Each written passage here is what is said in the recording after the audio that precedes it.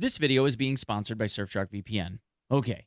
The idea with this video is that most, if not all of these little bits of information just aren't known or are overlooked by the Tarkov community. If you want more tips like these, check out my Little Things playlist. It has a lot of useful info on items or abilities or whatever inside of the game that most people don't know about or follow or focus on or discuss. There's going to be a lot of you guys watching this that might know of these tips already, but they are some seriously awesome bits and QOL adjustments that could be huge. I mean huge for a lot of you. And for those of you that do already know them, maybe let a buddy know, or maybe this is your reminder to finally getting around to doing something with those little bits of information, or maybe it's even a reminder for you just in general to put it into practice. See, because that's the thing about this game. There's always something to learn or even relearn or be reminded of. It makes us all better players, after all. A few of these I've put in videos before, but it's been almost 2 years since I did something like this, and there's been a lot of new players in the last couple of years. So if you have some buddies, maybe share this with them. I guarantee you it'll help them, especially if they're newer to the game. And as always, if you guys have any tips yourself that I didn't include or haven't included, or if it's something new that you've discovered, leave a comment,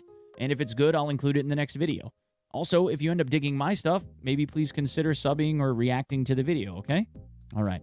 The first set of tips in this video has to do with hotkeys. Tarkov abilities by default for things like reload, for example, are set to a key on the keyboard. In reload's case, it's R. Some of these by default also have double tap actions, like for reload, there's an emergency reload or a fast reload or combat reload, mag dump reload, where you throw the magazine on the ground, which is to double tap R by default. So when you do this, when you have this double tapping mechanic built on top of another keystroke already, the game looks for you to double tap that hotkey for a particular skill inside of a certain threshold of time. I'll show you what I mean. Okay, so here I am in factory. And what I'm going to do is I'm going to hit R. You're going to see me push the button, and then you're going to wait for the animation. Ready? Notice the delay. Right? So if what I want to do is reduce the amount of time that it takes for me to reload based on that delay, you want to go into your settings and go to controls and shorten this double-click timeout to as low as possible. That's basically the basic brain change, right? So now instead of it being 0.5 seconds, the delay is only 0.3. Right? A little bit quicker. Yeah? Okay. And for most people, standard reload is almost always going to be the go-to. So rather than end up having the delay for something like this, what people would want to consider instead, which would kind of be like a more advanced brain move, would be to change the skill that you're going to use more often to be the double click. So that way you don't end up having to wait on that 0.3 second delay. Instead, what you do is you go to double click and change that, and then for the emergency weapon reload, you say it's R, and then you say it's just on release instead. Okay? So that way, if I double tap, now I do a standard reload instead. Right? So double tap. See? And then if I single tap, then I'm going to do the fast one. But now you're going to say to yourself, Onepeg, that kind of defeats the purpose. The idea behind a combat reload is it's supposed to be faster than like a normal reload, and this makes the normal reload faster and makes the combat reload, which is supposed to be faster, delayed. Exactly right. So here's the Gigabrain move, okay? What you're going to do is you're going to modify this and anything else like this to something that doesn't share a key, okay? So reload weapon is going to be standard sized R. We're going to have that on release for real good reason. And instead, for emergency weapon reload, we're going to make this shift R. And then we're just going to say this is going to be on press. So that way, if we're going to shift R, it's going to automatically drop the mag. And now we don't have to worry about that delay at all. So we have our standard reload. And then if we want to do a combat reload, we just shift R. There you go. Tip number 1 in the books. Another example of this is in one of the most recent patches, BSG added the ability for you to change your weapon to full auto regardless of where it was your weapon was at by double tapping on the B key. Now again, this has the same delay problems. So again, if you notice, if I end up hitting B, it takes a second. Right? There's a delay there for switching fire modes. Doesn't make sense. I can double tap B and it will always go back to full auto. But there's only a couple of weapon systems in the entire game that have a selector that is more than just a 2-option deal. So rather than doing that, the idea would be to just get rid of it entirely. because I'll show you that you can switch weapon modes, firing modes, way faster by just spamming the B key, and it gets the job done. So with both of these enabled by default, what you want to do is switch this fire mode to B, and then you're going to change this to press, which is going to undo the switch fire mode here. So then you're going to again press B, change this to press, which will unbind this set fire mode to full auto. And now, every time I press the B key, fire mode changes. And if you notice, it's moving kind of quick now. Now, if this is something that you really want, you can always rebind this to Shift B, and then it would change it to full auto without needing to worry about the double press. All right, that was the warm-up.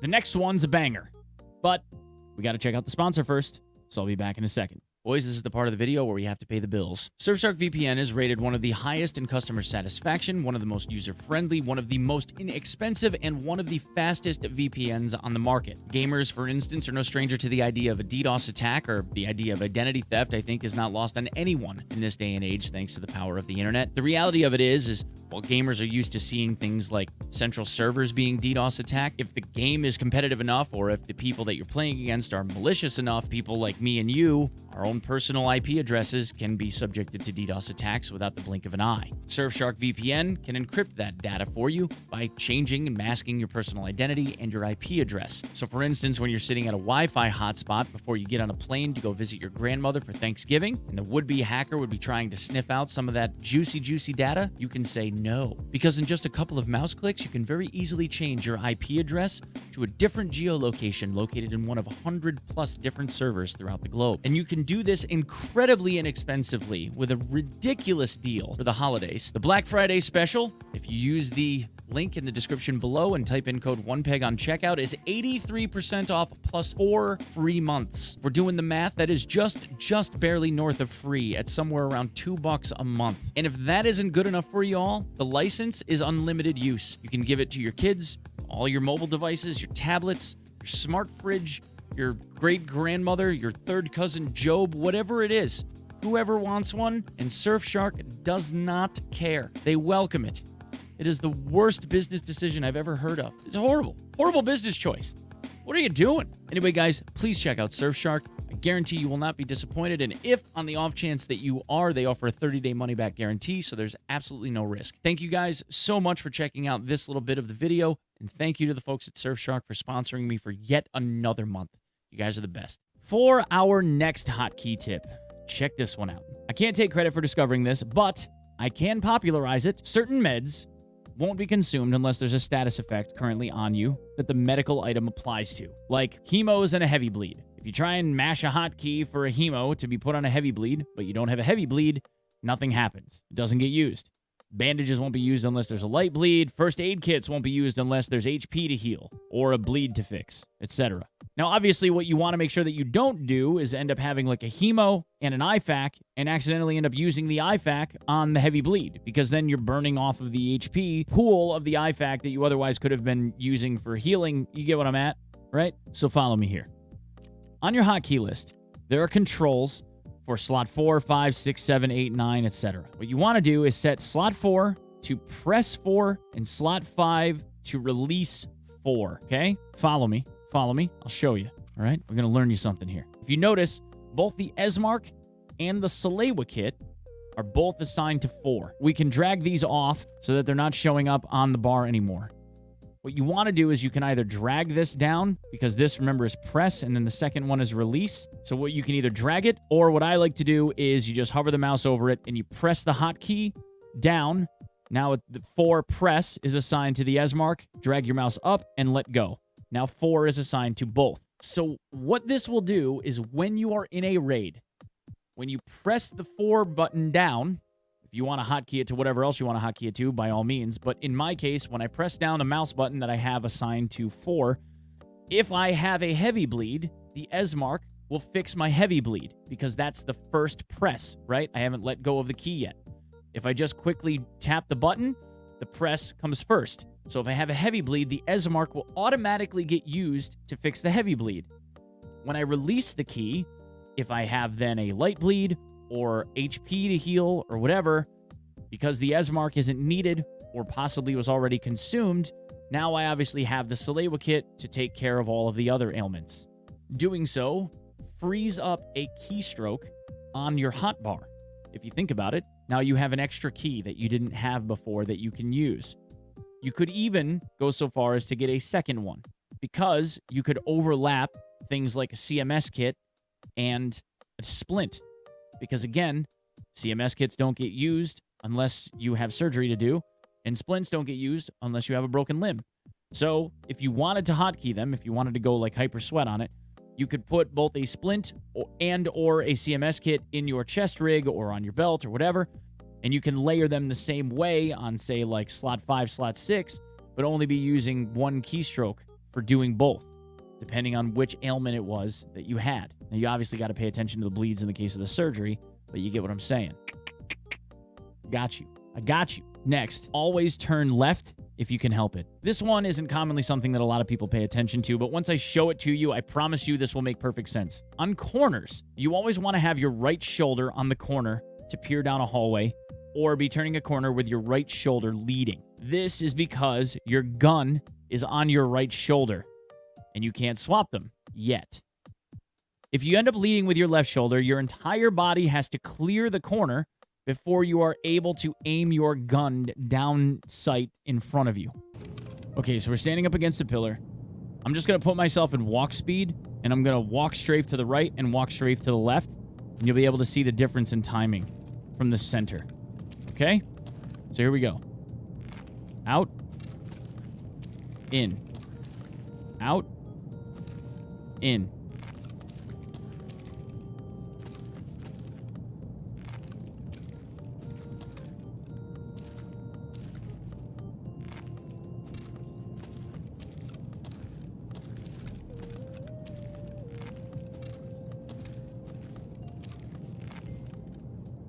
Once we have the ability to swap shoulders on our weapons, then it might not necessarily be as big of a deal. But for right now, if you end up trying to approach a corner from the right side, try to readjust so that you can approach it with your left side instead. Okay, this last one is for my Sweatlord brothers in arms. You guys know the ones. When you ADS a weapon and start to shoot, the first couple of shots of the firing animation make the gun barrel jump up a little bit. And this is made worse by visual recoil, where your head is a little bit disjointed from the gun and has its own level of camera shake when you fire. Now, obviously, this becomes even worse with the case of something like an RPK, where you end up having muzzle flash issues that are going to further obscure your vision. And when you go full auto, this throws the shot off of your original point of aim by a little bit and makes your target harder to track. And of course, this depends on your level of recoil control and how much recoil your weapon has on it, blah, blah, blah, blah, blah. However, if you notice, when you point fire the weapon with something like a laser, it doesn't have this initial head recoil or necessarily as bad of a camera shaking effect. At least it's nowhere near as exaggerated.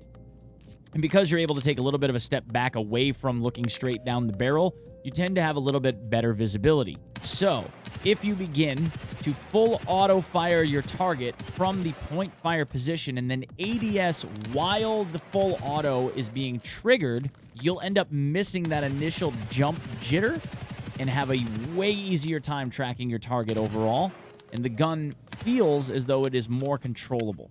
Now, mechanically, nothing is going on any different, but visually, especially from a recoil perspective, you end up having way better target tracking and way better control of the weapon overall. All right, guys, that's what I had. Gigabrain tips for the discerning Tarkov gentleman. I hope you all have enjoyed this video. Thank you so very, very much for coming by this evening, and I will see you in the next one. Cheerio.